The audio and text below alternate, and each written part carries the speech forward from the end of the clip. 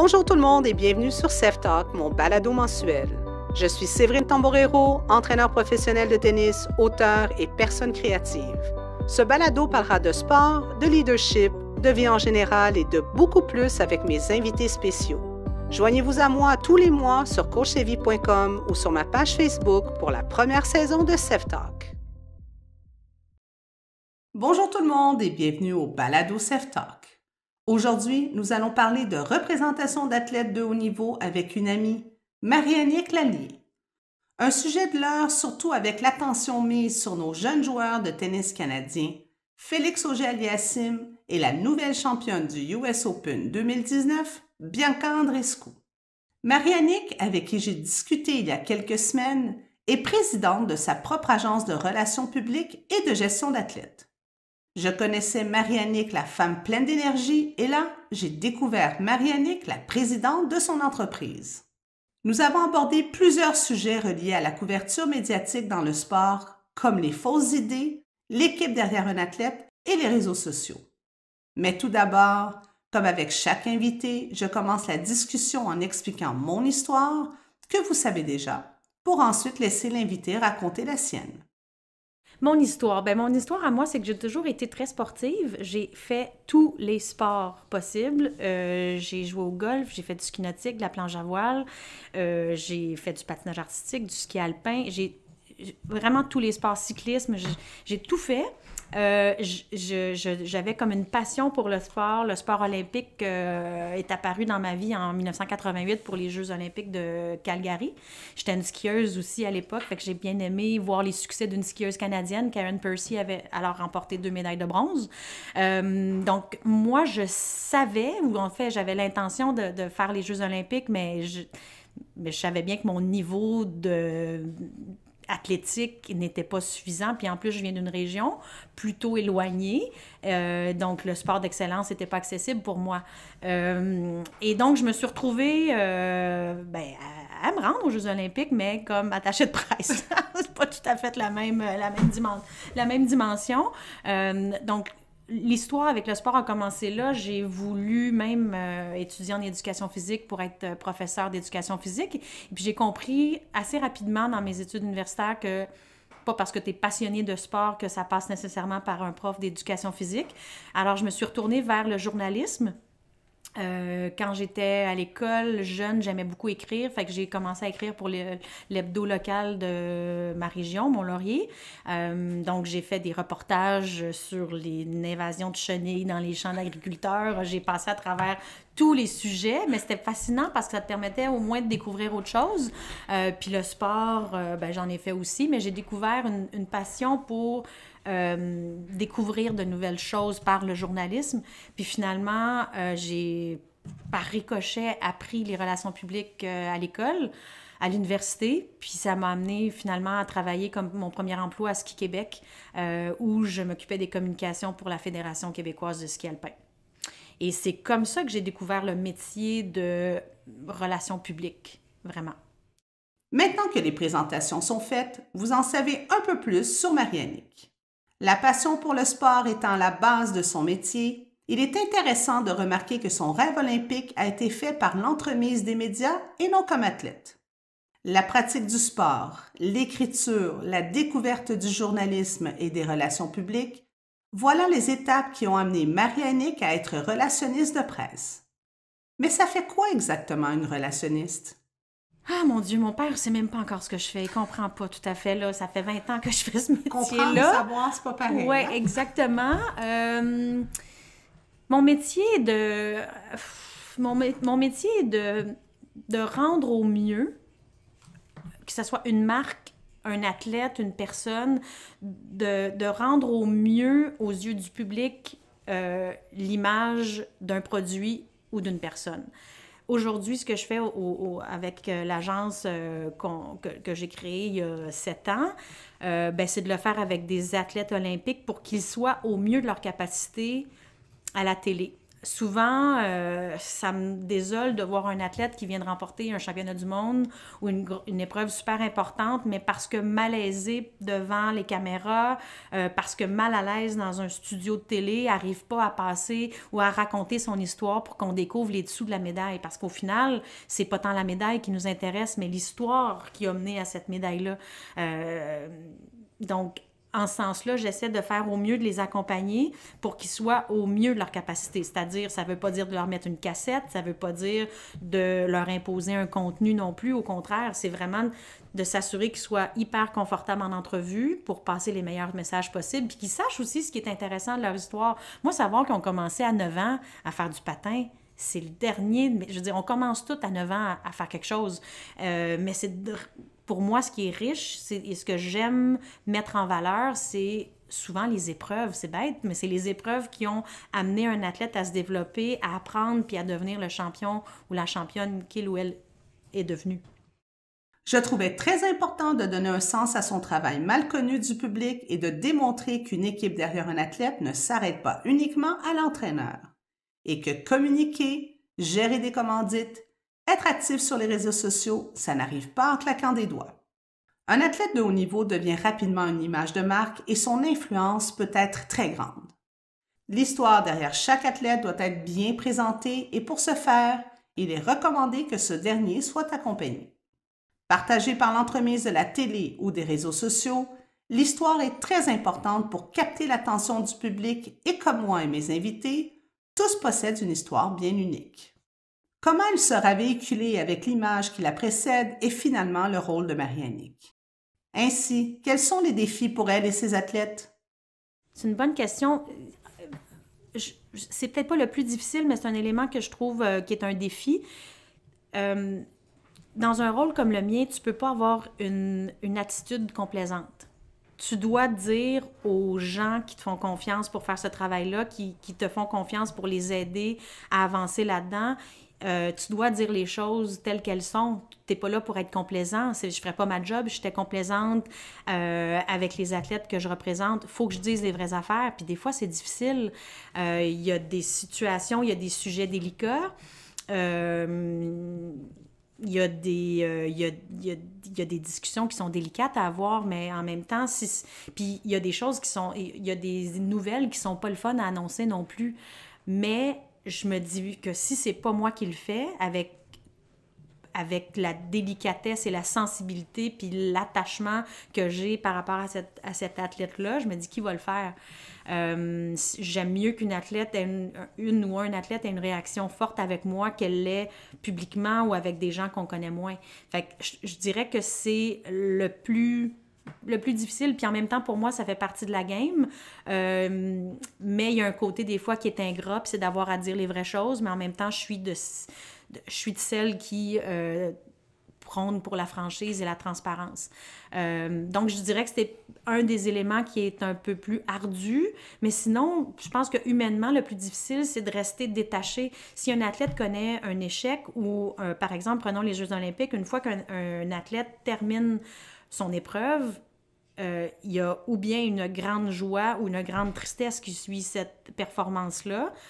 On le sait, tous les sacrifices qui ont été faits dans le parcours des athlètes, les investissements qu'ils ont faits sur leur personne, leur entourage, leurs amis, leur famille, leur vie en général, que c'est super difficile de ne pas être atteinte d'une manière ou d'une autre par le résultat d'un athlète à un événement aussi ultime que les Jeux olympiques.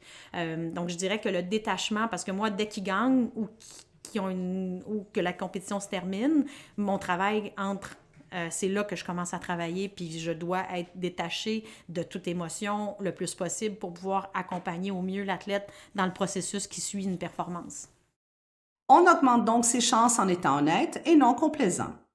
Et il faut admettre qu'il n'est cependant pas facile de gérer des émotions. Le drame vécu par Joanie Rochette aux Olympiques d'hiver à Vancouver en 2010 est un bon exemple de gestion de crise. Ou plus récemment, les menaces de mort envers la triple médaillée olympique en patinage de vitesse courte piste Kim Boutin à Pyeongchang en 2018. La franchise et la transparence sont ainsi deux qualités très importantes pour Marie-Annick dans le cadre de son travail. Pour bien la connaître, Elle qui est une femme de cœur, je voulais savoir ce qui est le plus gratifiant dans son métier. Il y en a tellement, mais beaucoup les relations, parce que, tu sais, au final, nous, puis en fait, pour répondre à la question précédente, je dirais que autant c'est difficile, autant c'est ce qui est gratifiant, mais de travailler avec des personnes. Travailler avec des personnes, c'est complexe parce qu'on a une personne qui a un bagage, des valeurs, des qualités, des choses à améliorer. Je dirais que c'est difficile de travailler avec une personne. En fait, c'est pas difficile, mais c'est complexe parce qu'on doit prendre tout ça en ligne de compte, puis on travaille avec des humains. Travailler avec une marque, à la limite, c'est A plus B égale C, mais avec des humains, il y a beaucoup d'éléments à prendre en considération. Donc, pour répondre précédemment à la question, parce que ça m'amène à la prochaine, de voir des athlètes qu'on a accompagnés, que ce soit un moment où de comprendre ou de réaliser qu'on a pu faire une petite différence dans l'approche avant les Olympiques ou après dans la carrière d'un athlète pour qu'il soit justement au mieux de ses capacités, dans son image, dans ce qu'il a à dire, c'est très valorisant. D'exposer aussi les belles histoires, de réussir des bons coups de positionnement médiatique avec mes collègues au bureau, c'est vraiment extraordinaire de voir ce qu'on arrive à faire puis comment on arrive à les mettre en lumière. Pour revenir aux médias, je remarque qu'il y a parfois une perception divisée chez la population en ce qui a trait à la promotion des athlètes. Est-ce une nécessité que d'avoir une présence dans les médias et les médias sociaux? Est-ce un outil ou une distraction? J'ai voulu savoir comment mon invité évoluait avec cette perception au quotidien.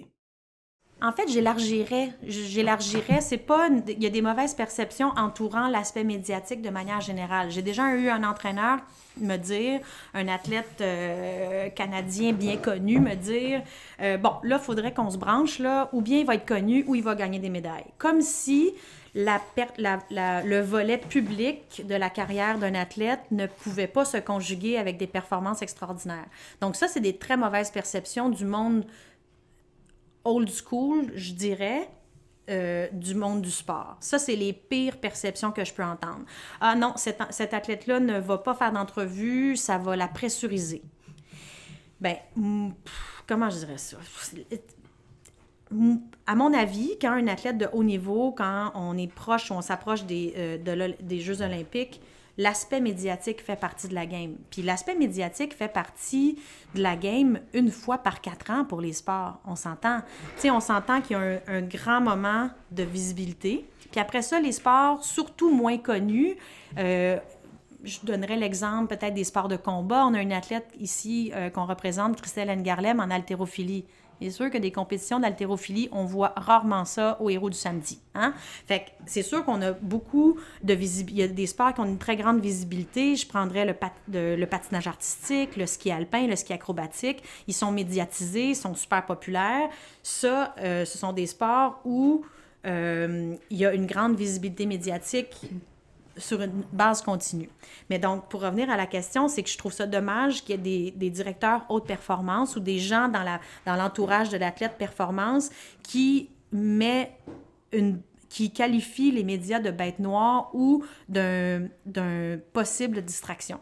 Pour moi, ça fait pas de sens. Ça fait pas de sens tout ça parce que rendu à un niveau aussi élevé, un niveau olympique, l'athlète a un nutritionniste, comme tu viens de le dire, un préparateur mental, un psychologue, et c'est cet aspect-là qui doit être travaillé avec le psychologue. À mon avis, à moi, je fais de la psychopop, là, je ne suis pas psychologue, je ne suis pas préparateur mental non plus, mais un athlète qui arrive aux Jeux olympiques, pas préparé mentalement à affronter les médias, il y a quelqu'un quelque part qui n'a pas fait sa job depuis 4 ans. Tu sais, c'est rare qu'un athlète pointe à 3 mois des Jeux, puis tu sais, je veux dire, on les voit arriver, on le sait, puis je dois dire qu'à mes premières collaborations avec Plongeon Canada, ce qui m'a ravie et étonnée, c'est que je faisais partie du noyau proche d'athlètes. L'aspect médiatique était pris en compte parce qu'Alexandre Despatie était hautement connu. C'était un des athlètes à cette époque-là les plus connus au Québec, sinon au Canada. Et eux autres, pour eux, c'est un 360. Donc, il y avait, oui, la nutritionniste qui nous accompagnait, préparateur mental, psychologue, les coachs, le directeur technique, la directrice générale de l'organisme, tout le monde était autour de la table. Puis c'était toujours de partager le plan de match et les médias en faisaient partie parce qu'ils savaient très bien qu'effectivement, aux Jeux olympiques, on doit faire face à la musique. Puis ben, j'espère, parce que je comprends toujours pas qu'il y a des gens qui empêchent les athlètes d'avoir une visibilité aux Jeux olympiques. C'est leur seule fenêtre. Fait que pourquoi ne pas les accompagner? Ne pas les éduquer à intégrer l'aspect médiatique dans leur routine, dans tout ce qu'ils font, dans leur préparation mentale. Et donc, pour moi, c'est vraiment d'entendre que les médias mettent de la pression. Les médias vont faire état de situation. Ils vont dire, bon, ben Madame une telle, vous êtes suivie de très près par la Coréenne et de très loin par l'Australienne. Eux autres, ce sont des faits. Et l'athlète se doit d'avoir le contrôle de ses entrevues, puis c'est ce qu'on leur montre, nous, avoir le contrôle sur ce qu'ils disent sur des entrevues. Il y a beaucoup de gens dans l'entourage d'un athlète. Lorsqu'on atteint un certain niveau, il faut éduquer, informer et surtout préparer cet entourage à un succès, une blessure ou un échec de résultat. Mais à quel moment faut-il commencer à aider l'athlète?